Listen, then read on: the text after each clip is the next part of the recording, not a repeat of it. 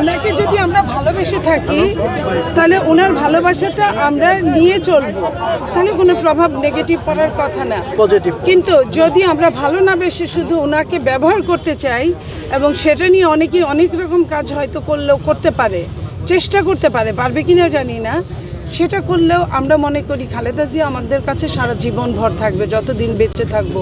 খালেদা জিয়ার স্মৃতি, খালেদা জিয়া আমাদের যে যা দিয়েছেন, খালেদা জিয়ার গণতন্ত্র আমাদের কাছে যদি থাকে, আমরা মনে করি যে খুব বেশি ক্ষতি কেউ করতে পারবে না। চেষ্টা করবে হয়তো বা, কিন্তু ক্ষতি করতে পারবে না। উনি তো আমাদের পাশেই থাকবেন। ওনার যে সমস্ত জীবন, এই যে 80-র দশক থেকে এই পর্যন্ত ওনার জীবন দেশের জন্য দেওয়া, সেই দেশের জন্য দেওয়া জীবনটা সামনে রেখে আমরা চলতে চাই।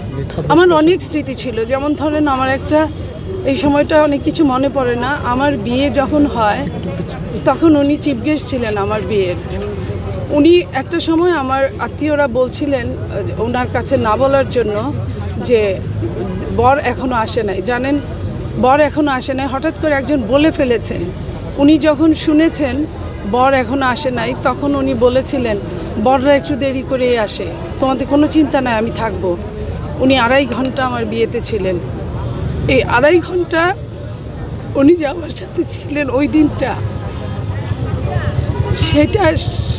সেটা আমি বহুদিন এখন পর্যন্ত আমার জীবনের একটা সুখের স্মৃতি, যে একটা দেশনেত্রী, একজন প্রধানমন্ত্রী, একজন বিরোধী দলের নেত্রী, উনি আমাকে এতটুকু সময় দিয়েছিলেন। এই যে স্নেহ করা, এই যে ভালোবাসা, আমি যখন সংসদে বক্তব্য রাখতাম উনি নিজে টেবিল থাপড়িয়ে হাত তালি দিয়ে, টেবিল তালি দিয়ে বলতেন, মনি আরও বলো, আরও বলো।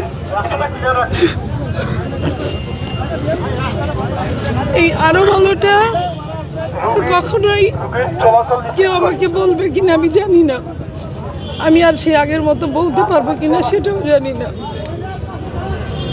এরকম বহু বহু স্মৃতি ওনার সাথে, বহু স্মৃতি, যে স্মৃতিগুলো শুধু আমাদের এখন কাঁদাবে, কষ্ট দিবে, এইটুকুই বলতে পারি।